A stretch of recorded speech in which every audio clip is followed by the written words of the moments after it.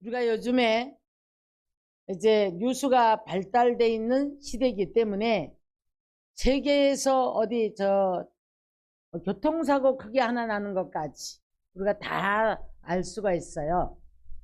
지금 우리가 맨 들려오는 얘기가 이게 뭐 온 대륙에 이제 정말 상상을 못하는 우리가 옛날에는 생각지도 못했던 이런 많은 이제 고난들이 옵니다.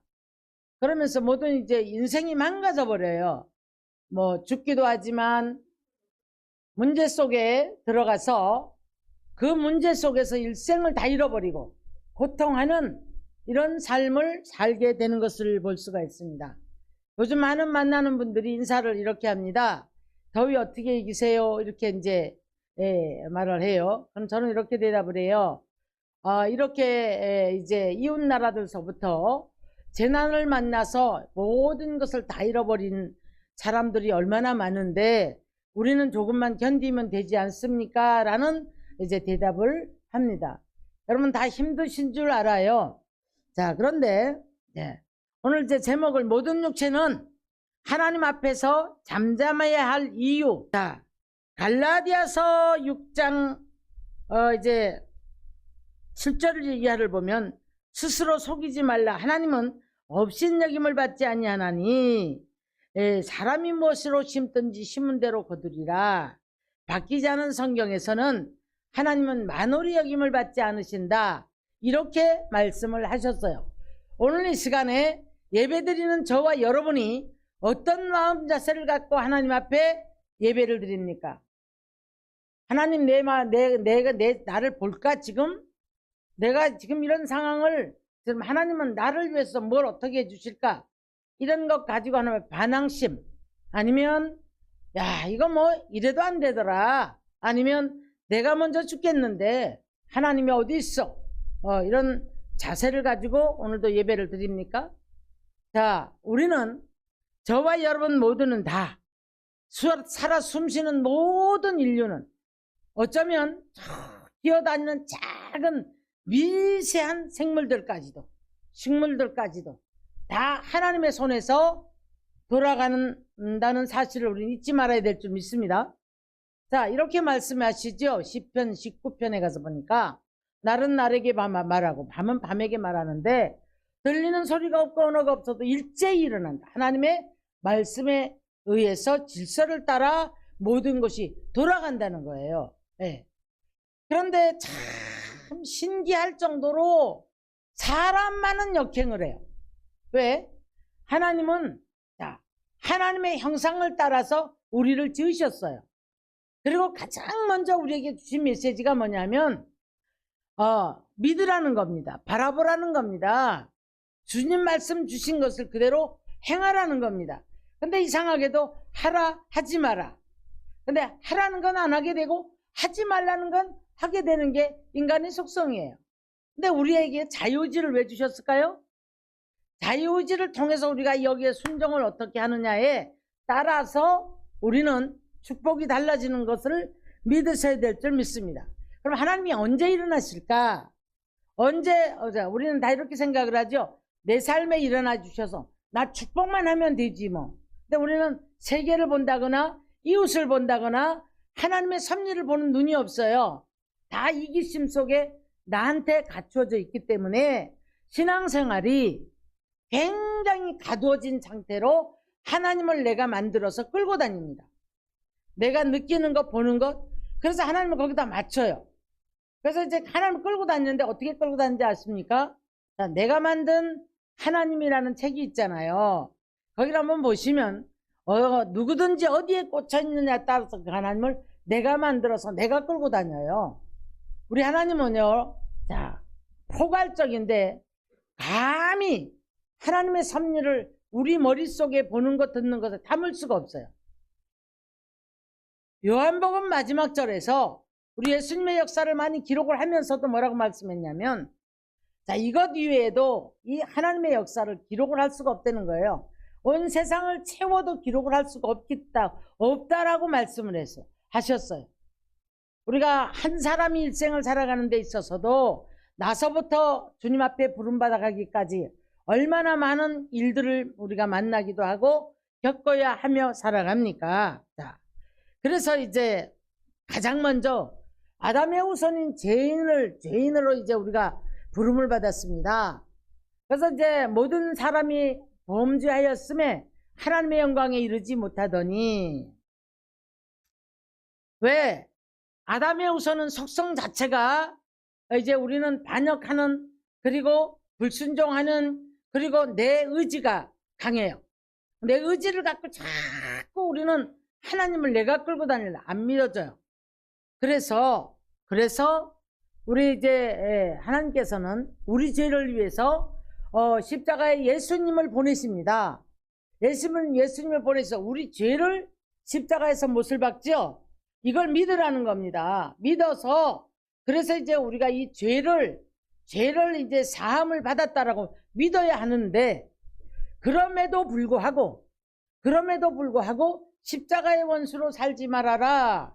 빌립보서 3장 14절에서 내가 눈물을 흘리면서 말하노니 십자가의 원수로 너희가 살지 말아라고 고백을 말씀을 해요. 왜 그럴까요? 우리는 회개된 죄인입니다.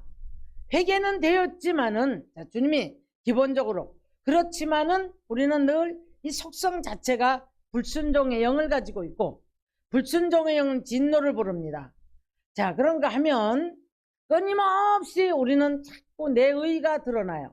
그럼 내 생각과 내 이론으로 안 맞으면 안 믿어지는 게 우리들의 속성이기 때문에, 자, 하나님은 우리들에게 무엇을 요구하시냐면 회개를 촉구하셔요. 그래서 죄를 졌을 때 회개하기 위해서 주님이 일어나십니다. 이사야 1장 18절에서 보니까 뭐라고 말씀하셨냐면, 자, 나와 변론하자꾸나 이렇게 말씀하셔요. 네 죄가 주홍 같을지라도 네 죄가 정말 양탈같이 내가 희게 해주겠다. 눈같이 희게 해주겠다. 변론하자. 그런데 배반하면 칼에 삼키우리라. 이렇게 이제 제시를 해주세요. 제시를 해주시면서 가장 먼저 변론하려고 일어나신다. 우리가 이렇게 하나님이 나를 위해서 일어나신다는 것, 내가 아무렇게 살아도 그래 내가 교회만 갔다 오면 됐지 뭐, 그게 아닙니다. 여러분, 삶을 잘 살아야 되는 거예요. 그래서 이제 세례 요한이 가장 먼저 뭐라고 합니까? 회개하라, 천국이 가까웠느니라. 예수님도 가장 먼저 이제 공생이 시작을 하실 때에 만나는 모든 자들에게 회개하라, 천국이 가까웠느니라. 이 말은 죄를 회개하지 않으면 천국을 못 간다는 얘기예요. 근데 여러분, 너무 아이러니하게도 죄가 뭔 줄을 몰라요. 윤리적으로만 생각을 하는 거예요. 도둑질 안 했으면 되는 것이고, 거짓말 안 했으면 되는 것이고, 내가 뭐 누구 사기 안 쳤으면 내가 반듯한 거지, 이렇게 생각을 하는 거죠. 근데 로마서 7장을 가서 보니까 계명이 이르니까 죄가 살아나기 시작해요. 하나님의 말씀이 내 안에 들어오니까 무엇이 죄인 줄을 아는 거예요. 근데 우리 예수님께서 뭐라 하잖아요. 믿지 않는 것이 벌써 죄이기 때문에 심판을 받았느니라, 이렇게 말씀을 해요. 자, 그래서 회개를 촉구하실 때 우리 주님이 일어나시는데, 이사야 3장도 가서 보니까 여호와께서 변론하시러 일어나시리라. 회개를 촉구하시려고 일어나신다, 이런 말이에요. 변론하시려고, 죄를 따져보자, 네가 옳은가 한번 따져보자, 이거 하시기 위해서 일어나신다라는 말씀을 하고 계십니다. 이사야 28장 22절을 보면 오만한 자가 되지 말라, 너희 결박이 단단해질까 염려하노라. 이 말은 우리가 회개하지 않는 심령은 결박이 뭡니까? 묶임이잖아요. 사단의 묶임, 고통으로, 괴로움으로, 질병으로, 아픔에, 많은 것에 이제 묶인다, 이런 얘기예요. 할렐루야. 말씀을 믿으셔야 될 줄 믿습니다. 그때의 믿음이 생기는 거예요. 자, 그래서 네가 질병의 결박이 있느냐, 네가 어떤 삶의 물질의 결박이 있느냐, 어떤 문제의 결박이 있느냐, 자, 네가 오만한 자가 되지 말아라. 네가 회개하지 않으면, 이런 거 변하지 않으면 네 결박이 더 단단해진다. 이렇게 이사야 28장에서는 말씀을 하고 계십니다. 자, 여러분, 진정한 부흥이 뭐라고 생각하십니까? 진정한 부흥. 머릿수만 많아져서 그것이 부흥이 아니에요, 여러분. 부흥은 나로부터 시작되는 거예요. 한 사람 한 사람이 정말 예수를 바로 알고 죄를 회개하고 바로 세워진다면 그것이 부흥인 줄로 믿습니다. 그런데 이제 목회자나 성도나 자기 세울 줄은 몰라요. 자기 세울 줄은 모르고 자기 완성에 충족하려고 몸부림을 칩니다. 성도들도 마찬가지고요. 주의 종도 마찬가지고요. 그래서 이제 자기 완성에 충족, 내가 무엇을 했는데 이것이 완성되기를 원하고, 성도는 축복받기 원하고, 뭐 건강해지기 원하고, 이 문제 저 문제 자녀 문제 여러 가지를 자기 완성이 충족되기 위한 그런 신앙생활을 한단 말이에요. 그래서 날마다 사랑당 앞에 와서 열심히 부르짖는 그런 사람처럼 이제 내가 이 사랑당에다가 자 헌금을 좀 더 하면 이 문제가 빨리 해결이 될 거야. 예. 저 옛날에 시골에서 그런 거 보고 자랐어요. 아무리 먹을 게 없어도 자 그날이 되면, 제사 지내는 그날이 되면 거기다가 좀 더 뭔가 올리려고 애쓰는 그런 모습을 보고 자랐는데, 우리가 예수 그렇게 믿어서는 안 된다는 겁니다. 자, 그래서 진정한 부흥은 나로부터 시작이 되고, 한 영혼이 죄를 회개하고 하나님이 누군 줄 알고 하나님 앞에 온전히 하나님의 뜻을 이루고자 우리가 이제 하나님이 나를 위해서 일어나실 때에 그 일어나심에 부응하는 사람, 그것이 바로 진정한 부흥이고 그것이 바로 축복의 사람으로 변화되는 과정인 줄 믿으시기를 주님의 이름으로 축원합니다. 시편 83편에 가서 보니까 여호와여 침묵하지 마소서, 여호와여 잠잠하지 마시고 조용하지 마소서 그랬더라고요. 왜 그랬을까요? 뭔가 모르겠는 거예요. 고난인 거예요. 캄캄한 거예요. 하나님이 잠잠하시거나 침묵하시거나 주무시거나 그러면 큰일 나잖아요. 그죠? 한 배에 예수님을 태우고 가지만 예수님이 고물에서 주무실 때 고난이 오니까 풍랑이 일어나니까 예수님 깨우러 가요. 예수님 깨워서 뭐라고 합니까? 첫마디가 우리가 죽게 되었나이다. 왜 거기 주무십니까? 일어나셔서 나를 좀 이 풍랑 좀 잠잠하게 해주세요. 그렇다면 예수님이 어떤 일을 하는 걸 듣고 보아왔기 때문에 이렇게 예수님을 깨우는 거 아닙니까? 자, 우리가 신앙생활 하면서 날이 가고 달이 가고 해가 가면서 신앙의 연조가 깊어가면 믿음이 더해져서 누구를 알고? 하나님을 알고 죄를 알고, 죄를 알면 마귀를 알고, 마귀를 알면 우리가 이 주님 앞에 어떤 자세를 가지고 살아가야 하는가, 이것이 깨달아져야 될 줄로 믿으시길 바랍니다. 그러면 두 번째로 하나님은 언제 일어나실까? 온 천하는 모든 육체가 여호와 앞에 잠잠할 것은 하나님께서 일어나신다라고 말씀했는데, 하박국 선지는 이렇게 말합니다. 오직 여호와는 그 성전에 계시니 온 땅은 그 앞에서 잠잠할지니라, 이렇게 말씀을 하셨어요. 자, 우리가 지진과 바람과 이 많은 소식을 듣잖아요. 많은 소식을 듣는데 성경에 다 있어요.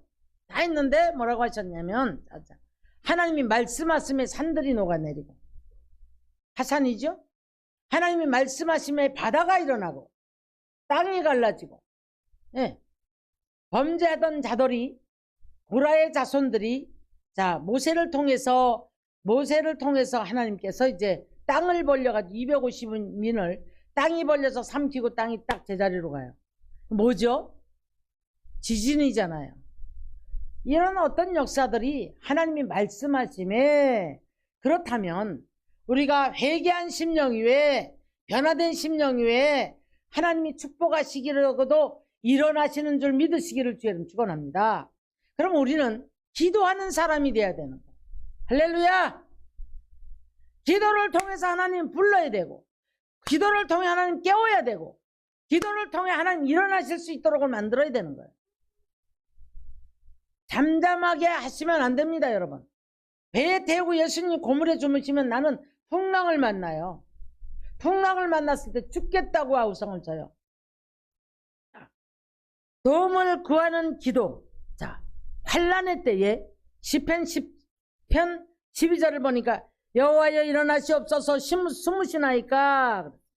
가난한 자를 위하서 일어나시옵시고 가난한 자를 잊지 마소서. 압박하는 자를 처리해 주세요. 이렇게 기도를 해요. 이사야 30장 15절로 18절을 보면 기다리는 자에게 하나님이 은혜를 베푸시려고 일어나신다. 우리가 기도는 하되 하나님의 능력 주시는 자 안에서 살아야 되거든요. 그 선을 넘는 사람들이 있거든요. 말에나 일에나 모든 것들이 하나님이 그어놓은 어떤 선이 있단 말이에요. 그 선을 넘는 사람들이 있어요. 오버해서 거기에서는 자기 완성의 어떤 것들을 드러내기 원하기 때문에 칭찬받으려고 하고, 누군가가 알아주기 원하고, 자, 누군가의 나를 나타내기 원하고, 이런 것들이 선을 넘어버리는 거예요. 그래서 말에나 일에나 이렇게 되어질 때에 이제 하나님께서는 잠잠히 기다림이 좋도다. 기도했으면 기다리고 하나님이 일하실 수 있도록 기다릴 때에 자, 이제 하나님께서 그 모든 것들을 일을 하시겠다라는 얘기죠. 그때 일어나신다. 참 이 기다림이 이제 이렇게 생각해 보면 어떤 때는 조급하고 어떤 때는 답답하고 속상할 때가 있어요. 그래도 기도하고 기다리면 때가 차면 하나님께서 말씀을 하시고 일하십니다. 갈라디아서 6장의 9절을 보면 그랬어요. 우리가 선을 행하되 낙심하지 말지니 포기하지 아니면 때가 이름에 거두리라.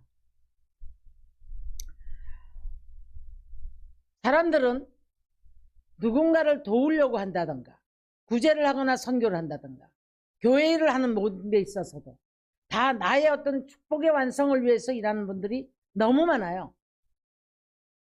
근본적으로 우리는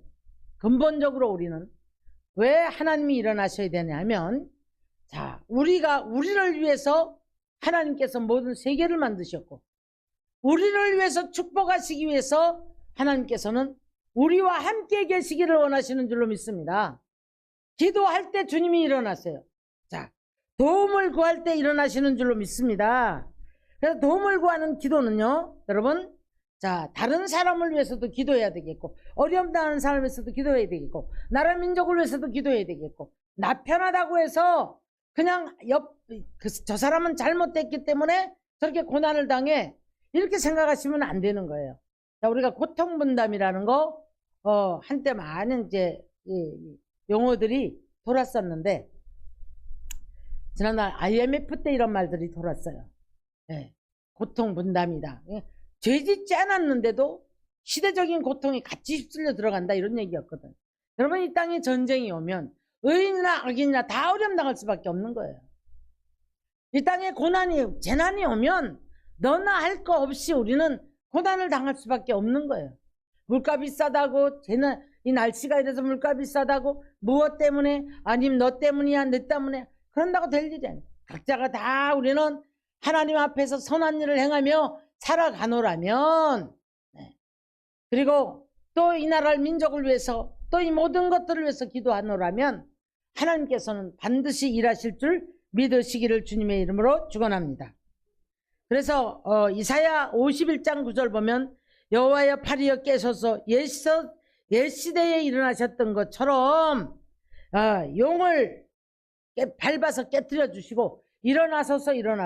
왜? 이게 도움을 구하는 기도잖아요. 네, 홍해를 가르셨던 그 주님, 요단강을 가르셨던 그 주님, 반석을 껴서 물을 냈던 그 주님, 자, 이 모든 10가지 재앙에서 건지셨던 주님, 이거 말하는 거거든요.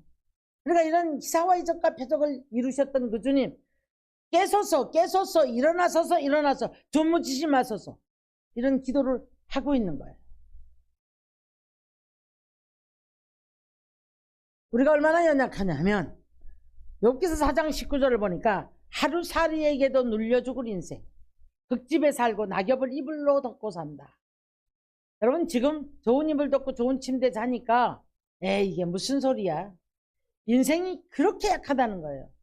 하루살이에게도 눌려 죽을 인생, 파리 같은 인생이 저희들이에요. 오죽하면 아침 안개에 비유했을까요? 자, 아침 이슬에 비유했을까요? 바람이 날리고 해가 지니까 그냥 휙 떨어져 버리고 말아요. 다른데 해가 뜨니까 다 날아가 버리고 말아요. 우리가 무슨 큰 소리 칩니까? 뭘 우리가 살려고 바등바등 합니까? 죽게 맡기고 우리 인생을 맡기면서 기도하며 주님 나를 위해서 깨소서. 이사야 45장 9절 보니까 질그릇 조각 중에 하나 같은 나라 이렇게 했어요. 저는요 이 말씀이 얼마나 실감나게 다가왔는지 몰라요. 너무 몸이 아프니까 죽음의 자리에 하루하루 살아 숨쉬는 것이 정말 근데 마치 깨어진 질그릇 조각을 주님이 하나씩 갖다 붙이는 느낌이 들어요. 심장이 안 좋으면 심장 갖다가 붙이고 너무 좋아졌거든요. 심장이 안 좋아서 숨이 차서 일어나고 앉는 것도 힘들고 걸어가지도 못했던 사람인데 지금 그런 거 전혀 없거든요. 네. 자, 그러면서 마치 질그릇 조각 중에 하나 같은 나를 붙잡고 주님이 일하신 것 같아서 너무너무 이런 날에 제가 이런 말씀이 나갈 때 울었어요. 자, 이제 세 번째로는 왜 우리가 주님 언제 일어나? 우리에게 권능을 주시려고. 우리가 어린아이가 태어났는데 먹이지 않고 그래서 바보가 되면 안 되잖아요. 네, 어린아이가 내 아이가 유치원을 가거나 아이들끼리 이렇게 부딪히다가도 싸우는 걸 보면 지면은 굉장히 속상하거든요. 네, 굉장히 속상하거든요. 전 어려서 굉장히 약했어요. 그래서 우리 아버지가 일부러 싸움을 붙이더라고. 싸움을 붙인 다음에 문고로 내다보고 계세요. 내가 밑으로 깔리니까는 큰일 났거든. 그러니까 막 쫓아오셔가지고 뜯어 말려놓고 제가 이제 성장을 해서 예수를 믿고 나니까 그래 내가 누군가에게 지는 것 같아도 아버지는 문구멍으로 나를 보고 있는데 내가 멸시를 당해도 천대를 당해도 어떤 경우에도 아버지는 내 문구멍으로 나를 보고 계신데 연약한 나를 보고 계신데 일으켜 주실 거야, 붙잡아 주실 거야. 그런 세상을 가지고 오늘까지 오면 주만 바라봤어요. 할렐루야. 이사야 45장 7절 보니까 빛도 짓고 어둠도 창조하며 평안도 짓고 환난도 창조하나니 너희는 네 손으로 하는 일을 내게 맡기라. 네 아들들의 일들을 장래 일들을 내게 물으라라고 말씀하셨어요. 기도하라는 거죠. 하나님의 존재는 자 빛도 짓고 환난도 짓고 천지 만물을 창조하셨고 지금도 말씀하시며 이루어지는 귀한 이제 그런 분인 줄 우리가 믿는다면 저와 여러분의 모든 문제 주께 맡기고 이제 주님 앞에 부르짖고 권능을 힘입기를 위해서 애쓰고 힘쓰는 저와 여러분 되시기를 주님의 이름으로 축원합니다. 왜 만홀히 여기지 말라고 그랬을까요? 이 좁은 생각을 가지고 하나님을 내가 끌고 다니는 거예요. 내가 만들어가지고 끌고 다니는 거예요. 내 보는 세계가 다 한 거예요. 그래서 그것만 붙잡고 기도를 해요. 요것만 되기를 원해요. 그러다 보니 자 우리가 하나님의 세계에 더 넓게를 못 바라보고 그런 포괄적인 더 넓은 기도를 하나님이 원하시는 기도를 못하는 거예요. 네. 주기도문에 보면 우리는 먹을 것만 기도하면 된다고 그랬어요. 일용할 양식을 위해서 기도하면 되는데 우리 그렇지 않죠. 자, 또 우리 언제 일어나십니까? 우리 높이려고 세우시려고 그래서 도우시려고 일어나시는데요. 네 번째는 우리를 도우시려고 일어나셔요. 자, 그래서 이제 권능을 주시고 도우시고 두려워하지 마라. 내가 너와 함께함이라. 나는 너의 하나님이 됨이라 그랬어요. 이걸 믿으셔야 될 줄로 믿습니다. 나는 너의 하나님이라. 그리고 나는 너와 함께한다.